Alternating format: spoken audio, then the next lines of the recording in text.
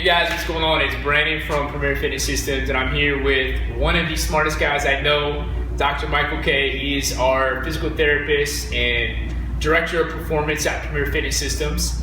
And we're going to talk today about the rib flare and this position that we see in a lot of movements and a lot of exercises. If you walk into a gym or you walk into a CrossFit, we're seeing more of this, and I think it's because more and more people are doing, Olympic style lifting, high intensity lifting.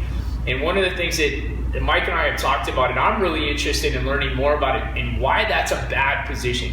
So why we don't want to be rib flaring, or why the average person doesn't want to be rib flaring. They're lacking the ability to dissociate, all of these things. So I'm going to let him take over, but again, today we're going to hopefully educate you guys on why you don't want to be in these positions and how to be aware of what a rib flare is. So Mike, take over, man. All you. Will do. So let's think about back to, I guess we were kids and we're taught what is the ideal, what is good posture, right? So usually it has a result of shoulders back, chest up, this sort of military nonsense right here in this position here all day long. The problem with that is, right, there's multiple positions, right, for multiple reasons, and we'll go over a couple of them, but you have to look at it through different lenses, through a biomechanical lens and then neurological lens, what we're telling our body when we're in this sort of stuck, flared over position. So I guess taking it back to begin here again, we need to think about spinal mechanics. So the way the spine works, the spine, it's always, you hear things talk about as one segment is stuck, or this segment is rotated on this segment, and again, that's pretty much nonsense as well. You got to think of the spine as a long kind of bridge, right? And we need to be able to distribute load over the entire bridge. So if we have only one area of the bridge that moves or bends or twists or rotates, then we're going to have a problem over time. That part of that bridge is going to wear out over time. So what we see with people who are stuck or live in this rib flare is that in this kind of midsection here, where your thoracic spine, your lumbar spine come together, that area essentially gets worn out or gets overused. The rest of your spine no longer takes load or accepts the load or is able to distribute the load across the rest of the spine. So we lose kind of thoracic extension, and then we overuse that one area to get into specific parts, specific positions that we need. So with the advent of CrossFit and a lot of really aggressive forms of training, we see oftentimes is this overextended athlete. And the problem with that is most people, again, sit at a desk all day and they're in this kind of flexed out position. And so now we're asking someone to take a weight and get overhead with this weight. So of course, if I'm in this position all day, I'm not gonna have the shoulder or the lat length. I've lost the ability to move my thoracic spine, so I'm gonna move all from my kind of thoracolumbar junction, like we said before, and that's how I'm gonna get the weight over my head. I do that repeatedly over and over again. I basically expose my position to this big kind of flared out spot where I'm gonna now kind of walk around like this all day. Brad and I can kind of, we joke, we see we walk down the street, we can point out, that dude's a CrossFit. You can tell right away just because of their position. You should be able to get down. Keep talking. Yeah. So, going back to that overextended position, right? So, we've talked about it being biomechanically bad, right? So we're talking about over-wearing out a joint or using a joint too much. The other position too is think about, so our diaphragm sits right here. Our diaphragm is this oval-shaped muscle that helps us, that's our muscle of respiration, right? So every time I take a breath, my diaphragm's got to drop down. When it drops down, it'll help the rest of my core or this section, my midsection, engage. If I'm in a flared position, so if I were to draw this quickly, this is a good that's a good oval or a dome representation of what my diaphragm should be looking like, the muscle, the diaphragm. The problem is when I get into a rib flare position or a bad kind of overextended ribs position, it turns into something kind of flat like that. So no longer am I able to create reciprocal firing from my other muscles. So you lose sort of the canister effect. This becomes a very weak kind of, I'm not going to get the rest of the muscles around there firing really well, but this is a strong, compact center for which me to move off, for helping me to move off of. So, when I'm asking myself or I'm getting into these positions here, where I'm flared out and I'm not controlling well, this is kind of the result of that. So, biomechanically and then neurologically, and as well, think about if I'm living in this position all the time, I'm literally telling myself that I'm under attack or I'm under some sort of threat. So, my training then is crossed over into like my everyday life where I'm kind of walking around like this all day long, and I am signaling to myself that something's about to happen. There's no resting or digesting. Ribs down and relaxing is a resting, sort of digesting, a reparative phase. This is fighting and flighting, or running from something scared me. And this is not a position obviously we want to be in all day long. So that really covers kind of, basically what the problems with the rib flare and how we would want to, and we'll talk about how we want to address that. All right, guys, so let's first talk about one of the most basic exercises, something we see all the time at the gym. Something that's, that pretty much everyone does. Let's do a bicep curl. So, Brandon's going to show kind of crappy form, 24-hour fitness form, if you will, Gold's Gym form, right? So a lot of momentum, swinging again into this sort of rib flare. And, I don't know if one thing I didn't make real clear, right? That's not necessarily innately terrible, right? We need to be able to get into this position every once in a while. But if we're doing repeated and with load over time, over and over again, it becomes bad habit. So first thing, let's fix Brandon's rib flare, right? So one thing we'd like to do is let's have him take his shoes off. And then we're gonna churn a bicep curl into a very functional exercise, right? That's a big key phrase. People say, I need to do functional exercise. But I think a bicep curl is about as functional as you get, right? You're literally training to bring your hand towards your mouth, and I'd say that's pretty important, right? So for us to make this super functional, we're gonna get Brandon to get into the ground. So I want him to think about finding the ground with his feet. So him being barefoot is huge. Usually, how often are we barefoot on the ground, right? So let's get him barefoot. I want him to pretend like he's trying to tear the floor. So literally he is sinking, almost trying to sink his feet into the floor. We're getting him to get active all the way down from the small muscles in his foot, and this should cause him to engage all the way up to the glutes. So from here, to avoid this sort of extension, this rib position here, I'm gonna have Brandon really try to get his ribs down. That's a nice kind of external cue, is down. Keep those ribs down from there. And we're gonna bring the curl up, bending at the elbows here, and then back down. So we can make it even more functional. It's added breath. So as those weights come up, we're gonna big exhale out. As the breath goes out, that forces the ribs to come down and get into a good position. So you should be able to feel like his abs will contract as he gives a big forceful exhalation. Good. And back down. So the other big piece too is we'll see oftentimes if you get your ribs down, then your chin will come forward. So we need to fight both of those, right? Because this isn't good either. This is still a crappy spine position. So do it forward first here. We're going to show kind of what you would see typically, right? Chin comes out, right? We're using our chin to help kind of with the weight here. What we're going to do this time is we're going to bring that chin back. We're going to pretend like we're packing pressure behind the mid-back part of our neck here. Hold here. Breath in. Breath out, and then back down. As the breath goes out, again, the ribs get down, the breath's in a great place, he's using the ground. So this becomes a very functional, very strong based exercise. You might find yourself going down in weight from large weight, but it's becoming a much stronger, full body exercise versus just being a kind of very isolated bicep curl. You should feel that everywhere, right? Yeah, way different. Yeah. A lot harder. Versus just swinging weights. So that makes it much more functional. All right, guys, let's talk about pressing overhead, maybe specifically like a military press. I mean, that's one of those common things we see at the gym. And to be frank, probably 95% of people watching this, people in the gym, haven't earned the right to get overhead. They can get their arm overhead, but they get it again through a rib flare, through false motion. So Brandon's going to show you his profile here.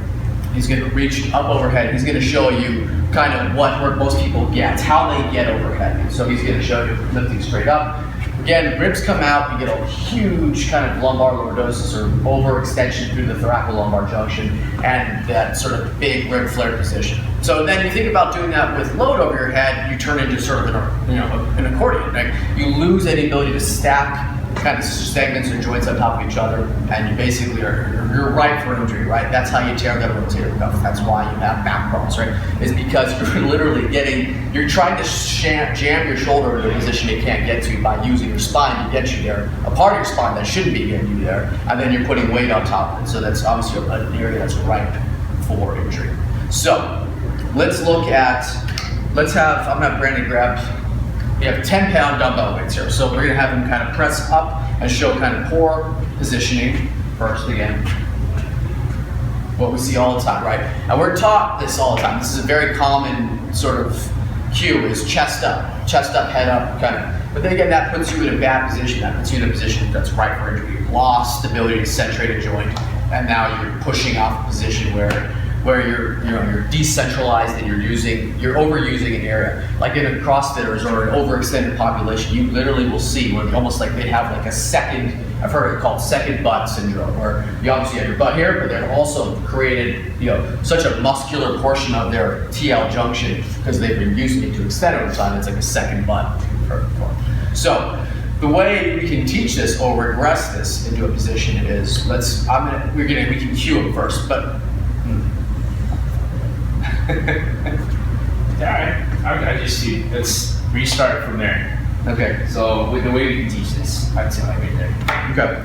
So the way we can teach this is, let's say we've checked it out and Brandon has the prerequisites to get in this position. Like if he laid flat on his back and got his ribs down, he can get his arms to like pretty close to the ground.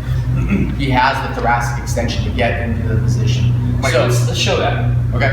Yeah. So if I'm laying down, so would you teach this feet up or legs flat? I think we can go in this position here because we want a little bit of flexion, so we get the kind of the pelvis posteriorly tilted slightly.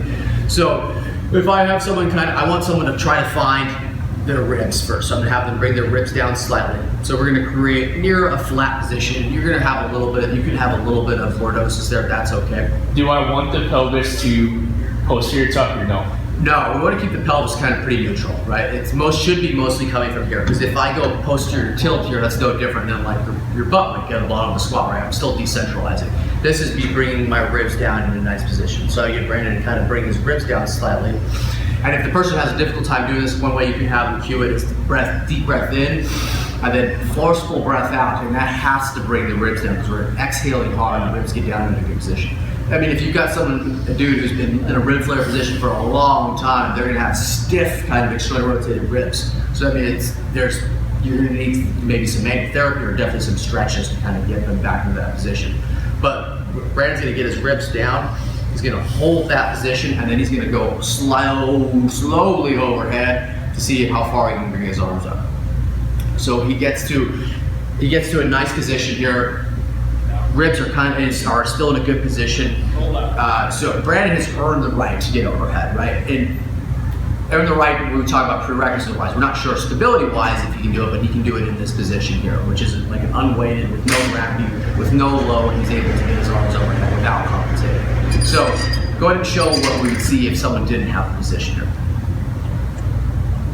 So automatically, just to get him there, right, he comes into that flare position, ribs come out. We're in this kind of overextended, overexposed position to get the arms all the way to the ground. So that's, again, this is a poor position. I mean, some people, like, you can cue them and they get down, but a lot of times people won't have the lat length or the capsule mobility in their shoulder, or they're just so stiff their ribs they can't get in the position. So, you need to work on drills first where they're learning to find where their position is. So if Brandon runs out of room, let's go, I don't know, here. Say he starts to flare here in that position. So what I would have him do is come back towards me a little bit here, and we're gonna work on, I can give some tactile cues where I'm gonna kind of push down, hold down on his ribs here, and I want him to work into that restriction.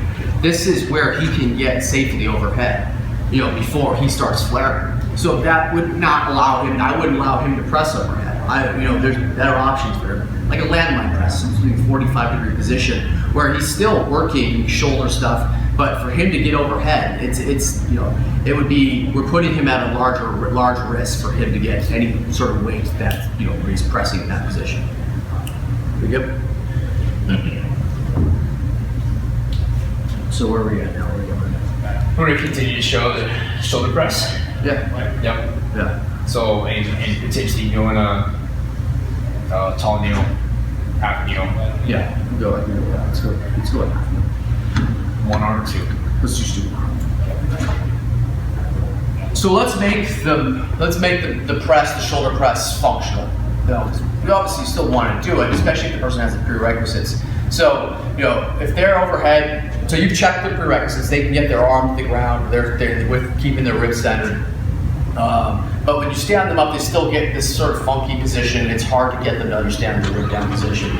So one way you can regress them is let's take them off 2 feet. Let's put them on the ground. You put them in a tall kneeling position. So Brandon's going to get down into a tall kneeling position here. That's how you face the punch. So, I mean, we can talk all day about tall kneeling and the proper positioning, but what you're looking for is just kind of 90 degrees all around the board here. And so when we take them off and put them in this position here, it decreases the stability requirements versus standing. So this is going to be below standing but above tall kneeling, which would be 2 knees, right? So this is the half kneeling position here. So if he's going to press from here, we're going to hold kind of in this position up to the shoulder here and get ready to press, and go ahead and press up and show a poor position as you go overhead.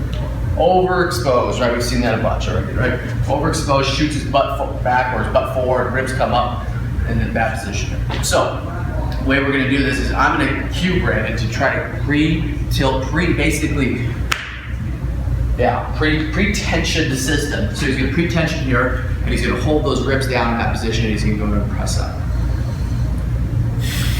Good. Adds the breath, ribs stay down, comes back down. So a good cue for then, he can hold or put his hand next to his ribs here so he can feel if he gets overexposed. He's going to take a breath in, and then breath out. Breath out, get the ribs down. He's in a good position there, right? So the way we can make this even more functional, or basically where you can work in a kind of a stronger position too, is we can have him go in a reciprocal pattern. So I might have him, if he's here, I might have him reach up with his opposite hand.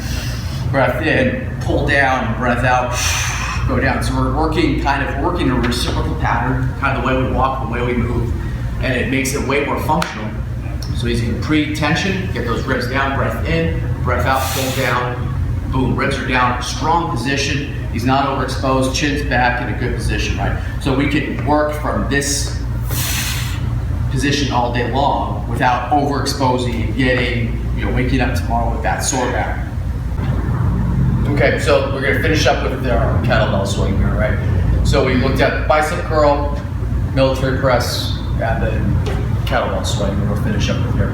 Kettlebell swing is just a perfect kind of multi-joint motion that you see at the gym all the time. You see the CrossFit gyms where it's done so poorly, and it's a great exercise, but it's just you rarely see it done correctly in these sort of timed models or done till exhaustion sort of models. So the typical kettlebell swing you see, right, is I guess what's called like an American style, where we're literally going overhead. So we're swinging, we're here, right, and it's this sort of position where I'm ramming the kettlebell up overhead, overexposing my ribs.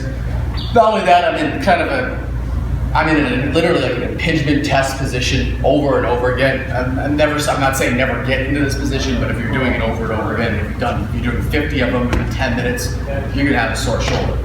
So a much better way to do this is what's called, I guess, almost like a Russian style, right? So again, like we were talking about before, we're talking about getting in the ground with our feet, our hips go back, our ribs stay down, and we're swinging from a kind of a higher position. It's a short, sweet swing. My chin's down, and I'm getting in a position where I'm not overexposed. Here, I'm strong, versus that, right?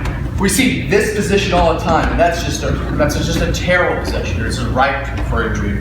Versus being here and strong, this is sort of a plank position where I'm creating a lot of downforce in the ground. They've even done studies where they look at force plate, and if I'm swinging here, I'm creating much more force in the ground versus here I'm overexposed. If I've lost any force, I'm creating ground reaction force. So that's why there's really no ever reason to swing a kettlebell this far overhead. It's a bad model, and it's ripe for injury. All right, guys, again, Brandon, Premier Fitness Systems, Dr. Michael K. Hopefully that video helps you guys out, makes sense. If you like the video, please like, please share, please subscribe. That is how we are accomplishing our mission of ultimately helping people become better movers, increasing their movement bandwidth, increasing their ability to play and have fun with fitness and ultimately be healthier. So again, we appreciate it, and we'll catch you guys soon.